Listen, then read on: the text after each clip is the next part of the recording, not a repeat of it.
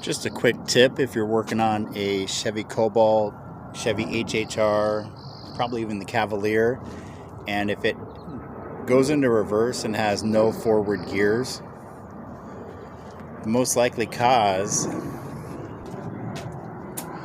is if you take off your transmission pan, there's a series of pipes that provide pressure to the forward band, and typically they will crack, and then it'll not allow pressure to activate those bands. So you remove the transmission filter, and usually it's one of these or one of these. You don't usually have to rebuild the whole entire transmission. And this is the this is the 4T45E or 4T40E, and a lot of GM cars use that exact same transmission, and it's a pretty common problem.